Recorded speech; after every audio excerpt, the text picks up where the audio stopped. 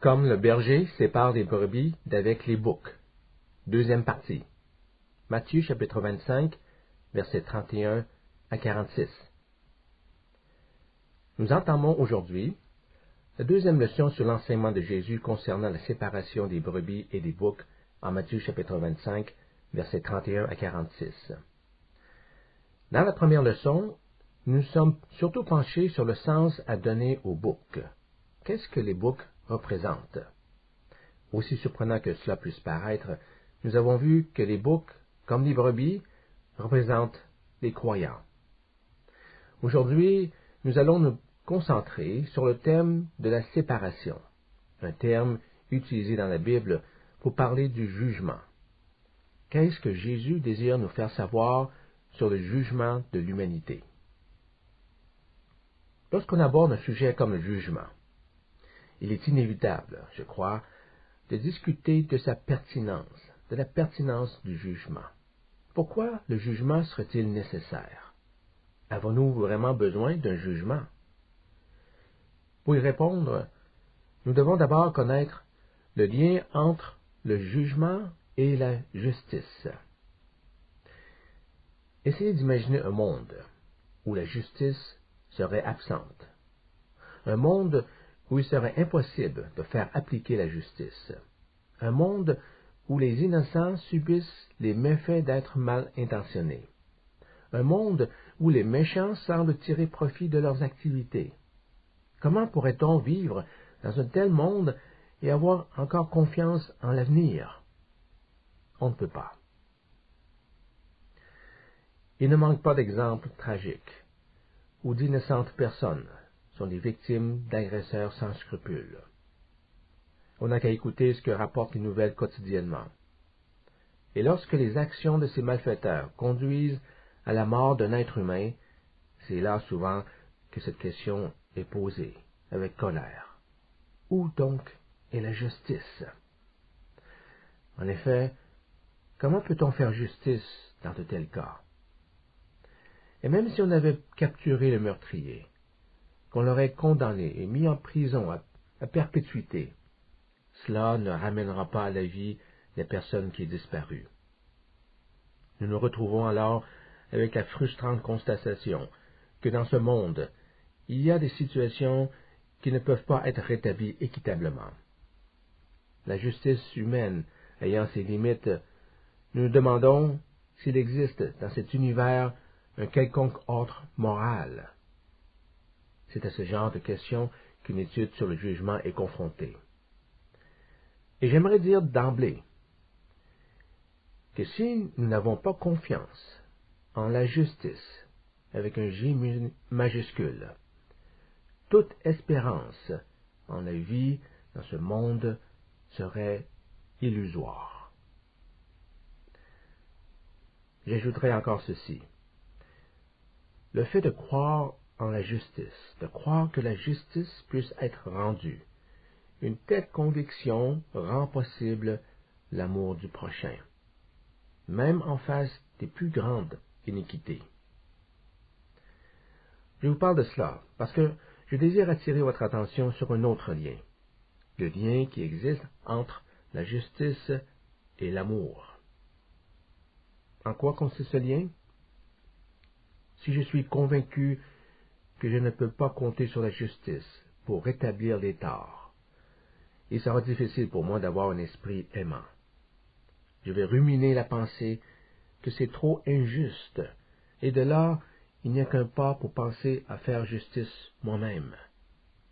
Mais comme il n'est pas permis de se faire justice, je deviens amer. J'ai la rancune pour tout ce qui arrive, de la rancune contre tout le monde, de la rancune contre la vie en général. Et lorsque je suis plein d'amertume, comment puis-je aimer? Je ne peux pas.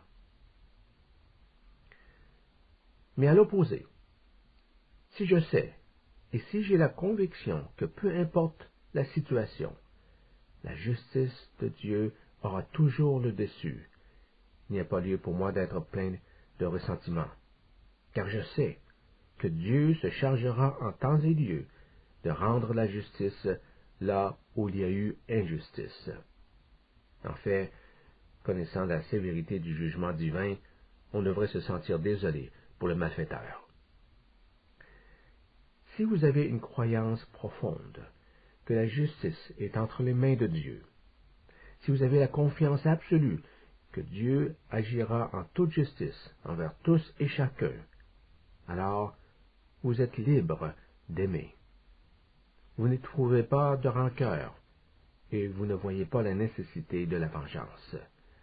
Vous savez qu'aucun malfaiteur ne restera impuni, puisque Dieu verra à ce que la justice soit faite.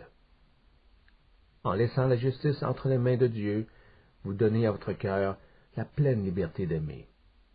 Quelle que soit la gravité de l'injustice dont vous avez été témoin ou que vous avez vous-même subi.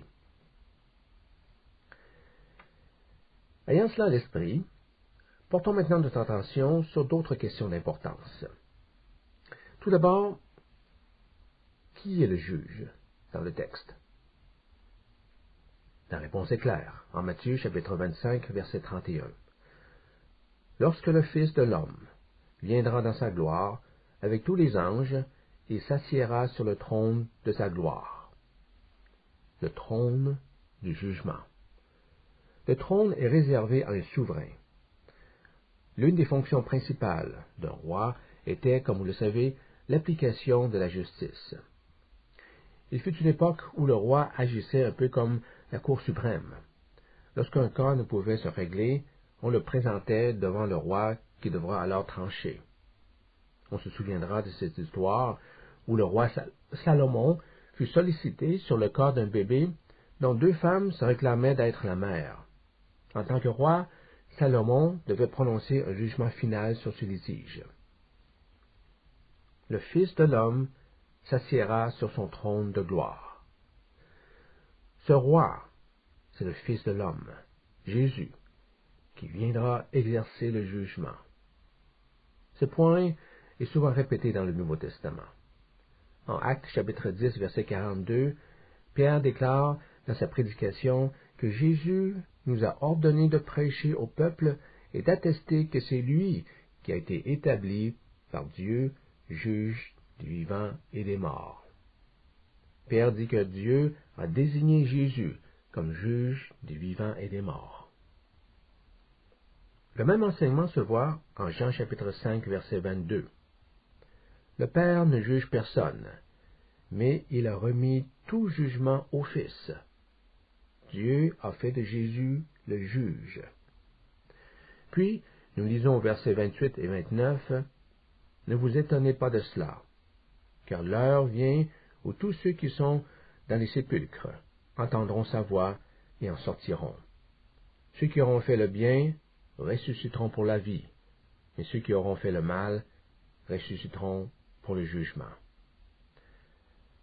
Ce passage indique clairement que Dieu a donné à son Fils l'autorité absolue de juger le monde. Notez ici que le jugement se fait sur la base des actes commis par chacun. Ceux qui ont fait le bien ressusciteront pour obtenir la vie. Ceux qui ont fait le mal ressusciteront pour être condamnés. Passons maintenant à la deuxième question. Qui sont jugés? L'enseignement biblique est sans équivoque. Tous seront jugés. Tous les hommes auront à faire face au jugement divin. Mais nous devons préciser que dans le cas de notre passage sur la séparation des brebis et des boucs, le jugement ne concerne que les croyants. Nous avons vu dans la leçon précédente que les brebis, comme les boucs, représentent les chrétiens. Les brebis seront placées à la droite, les boucs seront placés à la gauche. Le Seigneur Jésus ne parlait pas du jugement des incroyants. Il avait en tête le jugement des croyants. En fait, c'est ce qu'il avait en tête pour toute cette section. Rappelez-vous de la parabole des talents. Ce n'était pas le jugement des serviteurs et de ceux qui n'étaient pas serviteurs. C'était le jugement de tous les serviteurs, de tous les chrétiens. Plusieurs étaient fidèles. Un ne l'était pas. Rappelez-vous de la parabole des 10 vierges. Ce n'était pas le jugement de croyants et d'incroyants. c'était le jugement des croyants. Toutes les vierges représentaient les croyants. 5 étaient des disciples sages, et 5 autres étaient des disciples insensés. Certains chrétiens ont cette notion que le jugement ne s'applique qu'aux incroyants. Ils pensent que les croyants n'auront pas à être jugés. La Bible ne dit rien de cela. La Bible enseigne que les chrétiens seront jugés aussi. Prenons Romains chapitre 14, verset 10. Mais toi, pourquoi juges-tu ton frère? Ou toi, pourquoi méprises-tu ton frère? Puisque nous comparaîtrons tous devant le tribunal de Dieu. Nous comparaîtrons tous devant Dieu pour être jugés. Paul s'exprimait en tant que croyant, et non pas en tant qu'incroyant. Il s'incluait lui-même dans la phrase. Nous devrons nous présenter, moi inclus, devant le tribunal divin pour le jugement. Paul fait la même déclaration en 2 Corinthiens chapitre 5, verset 10. Car il nous faut tous comparaître devant le tribunal de Christ, afin que chacun reçoive selon le bien ou le mal qu'il aura fait, étant dans son corps. Remarquez à nouveau que Christ jugera une personne selon ses actes, qu'ils soient bons ou mauvais. Il y a des chrétiens qui croient fermement que les croyants seront dispensés du jugement en s'appuyant sur le passage en Romains chapitre 8, verset 1. Que dit-on en Romains 8, 1? Il n'y a donc maintenant aucune condamnation pour ceux qui sont en Jésus-Christ. Il n'y a aucune condamnation pour ceux qui sont en Christ. Où trouve-t-on l'idée que les chrétiens n'ont pas à faire face au jugement dans cette phrase? Certes, nous disons qu'il n'y a pas de condamnation, mais cela ne signifie pas qu'il n'y a pas de jugement. Il ne faut pas confondre condamnation avec jugement. Ce sont deux termes qui n'ont pas la même signification. Voyez-vous, un individu peut être jugé, et si au terme d'un procès il a été trouvé innocent, il n'y aura pas de condamnation. On dira qu'il a été acquitté. Mais cela ne veut pas dire qu'il n'y a pas eu de jugement, que cet individu n'a pas été jugé. Il a été jugé, oui, puis acquitté, faute de preuves. Donc je répète, jugement n'est pas synonyme de condamnation. Tous devront comparaître devant le tribunal de Christ, même les chrétiens, et certains chrétiens seront condamnés. À cet égard, j'aimerais vous montrer quelque chose dans la parabole de l'ivraie. Lisons cette histoire, Matthieu chapitre 13, versets 37 à 42. Il leur répondit, « Celui qui sème le bon grain, c'est le Fils de l'homme. Le champ, c'est le monde. Le bon grain, ce sont les sujets du royaume. L'ivraie, ce sont les sujets du malin. L'ennemi qui l'a semé, c'est le diable. La moisson, c'est la fin du monde. Les moissonneurs, ce sont les anges. De même que l'on ramasse l'ivraie pour la brûler au feu, ainsi en sera-t-il à la fin du monde. Le Fils de l'homme enverra ses anges. Ils ramasseront pour le mettre hors de son royaume toutes les causes de chute et tous ceux qui commettent l'iniquité, et les jetteront dans la fournaise de feu. Là seront les pleurs et les grincements de dents. Notez les points suivants. Selon cette parabole, à quel moment aura lieu le jugement? Le jugement aura lieu à la fin du monde. Verset 39. La moisson, c'est-à-dire le jugement, c'est la fin du monde. Quand aura lieu la fin du monde? Lorsque le Fils de l'homme reviendra avec ses anges. Verset 41. Le Fils de l'homme enverra ses anges.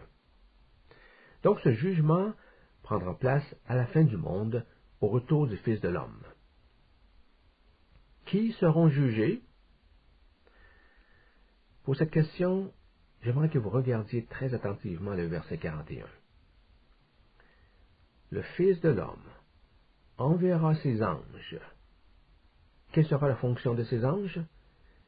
Ils ramasseront, pour les mettre hors de son royaume, toutes les causes de chute et tous ceux qui commettent l'iniquité. Les anges vont mettre hors du royaume tous ceux qui commettent l'iniquité. Remarquez bien que ces fauteurs d'iniquité ne se trouvent pas dans le monde, ils se trouvent à l'intérieur du royaume. Car on ne peut pas mettre quelqu'un dehors sans qu'il soit d'abord en dedans. Les anges ne peuvent pas mettre quelqu'un hors du royaume sans que cette même personne se trouve préalablement dans le royaume. Mais comment une personne peut-elle se retrouver dans le royaume de Dieu? Selon l'enseignement de Jésus, il n'y a qu'une seule façon. Jean chapitre 3, verset 5. En vérité, je te le dis, si un homme ne naît d'eau et d'esprit, il ne peut entrer dans le royaume de Dieu.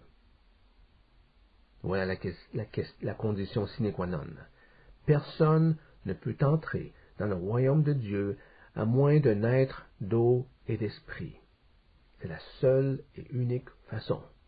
Nul ne peut être admis dans le royaume s'il n'a pas fait l'expérience de la régénération. Et comment appelle-t-on une personne qui a été régénérée par le Saint-Esprit? Un chrétien né de nouveau. Or, Jésus affirme dans la parabole de l'ivraie que certains individus qui sont entrés dans le royaume, certains chrétiens nés de nouveau, ne seront pas acceptés par le Seigneur et seront mis hors de son royaume. Le point que je veux souligner est ceci. Ce sont les gens nés de nouveau, les croyants, qui seront jugés par le Seigneur Jésus à la fin du monde. Et certains de ces croyants seront considérés comme des personnes qui commettent l'iniquité. Ils ne se perçoivent pas ainsi, mais le juge, Jésus, les déclarera coupables d'iniquité. Discutons maintenant de la troisième question. S'il est vrai que les chrétiens seront jugés, qu'en est-il des non-chrétiens? Ne seront-ils pas jugés aussi? Bien sûr, la Bible enseigne que les chrétiens, autant que les non-chrétiens, seront jugés. Dans ce cas, est-ce que les non-chrétiens seront jugés en même temps que les chrétiens, ou seront-ils jugés à un autre moment? Y aura-t-il un grand jugement des chrétiens et des non-chrétiens simultanément?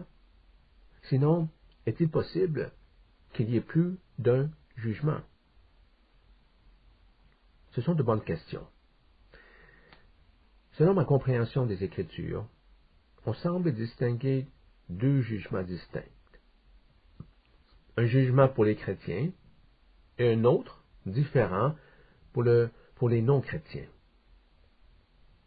Lorsque Jésus parle du jugement en Matthieu chapitre 13, en disant que les anges sortiront du royaume tous ceux qui commettent le mal, ce jugement se produira à la consommation du siècle, lorsqu'il reviendra sur terre. Ce sont les croyants qui sont concernés dans ce jugement. Le deuxième jugement, à mon avis, est décrit en Apocalypse chapitre 20, où il est question d'un grand trône blanc. Il aura lieu lorsque les 1000 ans seront accomplis. Apocalypse chapitre 20, verset 7. Voici ce que l'apôtre Jean écrit en Apocalypse chapitre 20, versets 12 à 15. Et je vis les morts, les grands et les petits, qui se tenaient devant le trône. Des livres furent ouverts, et un autre livre fut ouvert, celui qui est le livre de la vie. Et les morts furent jugés selon leurs œuvres, d'après ce qui est écrit dans ces livres. La mer rendit les morts qui étaient en elle, la mort et le séjour des morts rendirent les morts qui étaient en eux, et chacun fut jugé selon ses œuvres.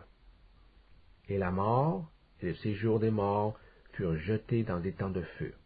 C'est la seconde mort, les temps de feu. Quiconque ne fut pas trouvé, écrit dans le livre de vie, fut jeté dans des temps de feu. Il s'agit ici du second jugement. Notez le mot « juger » au verset 12 et 13. Verset 12. Et les morts furent jugés selon leurs œuvres, d'après ce qui est écrit dans ces livres. Verset 13. Et chacun fut jugé selon ses œuvres. Ce jugement concerne les non-chrétiens. Il y a donc deux jugements. Le premier jugement sera celui de la fin de l'âge, au retour du Christ. Ce sera le jugement des chrétiens. Le deuxième jugement fera suite au millénium. Ce sera le jugement des non-chrétiens. J'aimerais aussi ajouter quelques observations sur les versets 12 et 13. Les morts furent jugés selon leurs œuvres. Chacun fut jugé selon ses œuvres. Notez les mots « selon les œuvres ». Le Nouveau Testament enseigne que le jugement se fera sur la base des œuvres de chacun. Tout ce que chaque être humain aura fait durant sa vie sera examiné, et selon la nature de ses œuvres, il sera justifié ou condamné. Le condamné doit comprendre qu'un péché demeure un péché, mais tous les péchés n'ont pas la même gravité. Le juge rendra son jugement en proportion de la gravité du mal qui aura été commis. Dans le jugement des non-chrétiens, la gravité est en partie liée à la connaissance ou l'absence de connaissance du message du salut. Celui qui aura entendu la bonne nouvelle et l'aura rejetée sera jugé plus sévèrement que celui qui n'aurait jamais entendu la bonne nouvelle.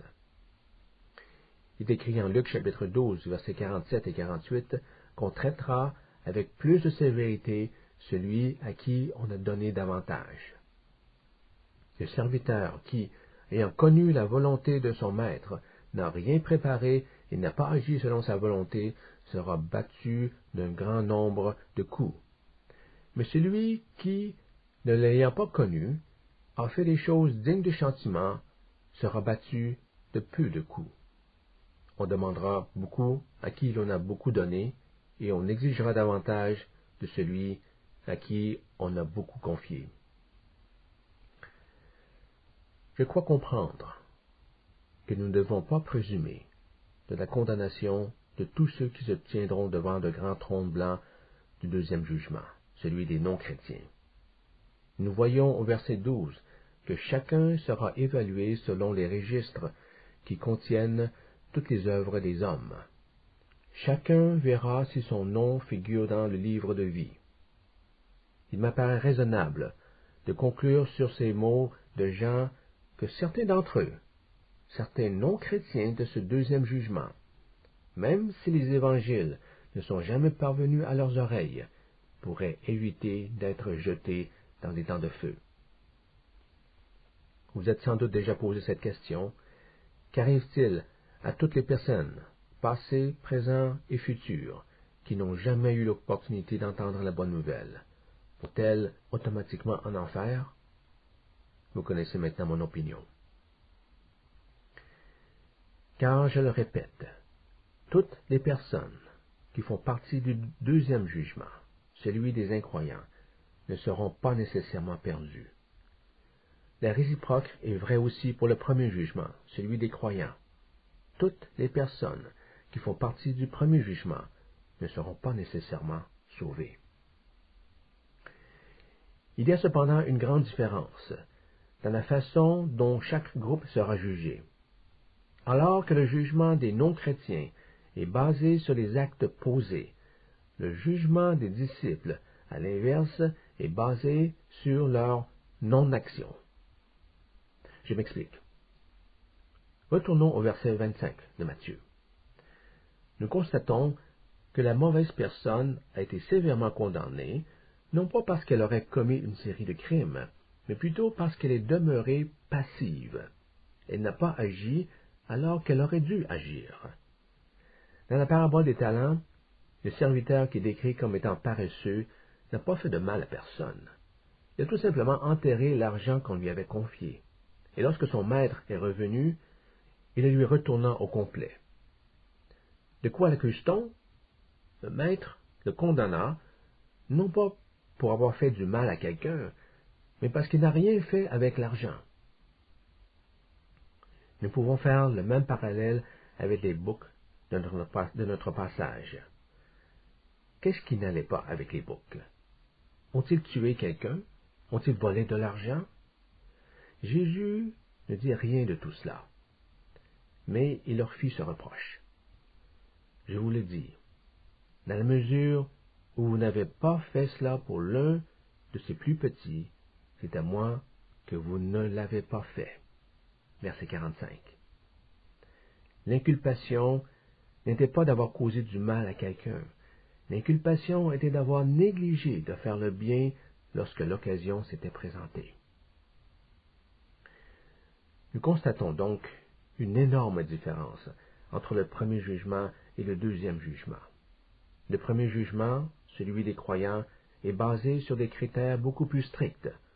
Contrairement à la Cour de justice humaine, le jugement divin des croyants tiendra compte du manquement à faire le bien. Pour ceux qui sont hautement conscients du jugement final à venir, cet enseignement de Jésus ne peut pas faire autrement que de motiver puissamment chaque croyant à vivre fidèlement en Christ et à chercher à faire le bien tous les jours.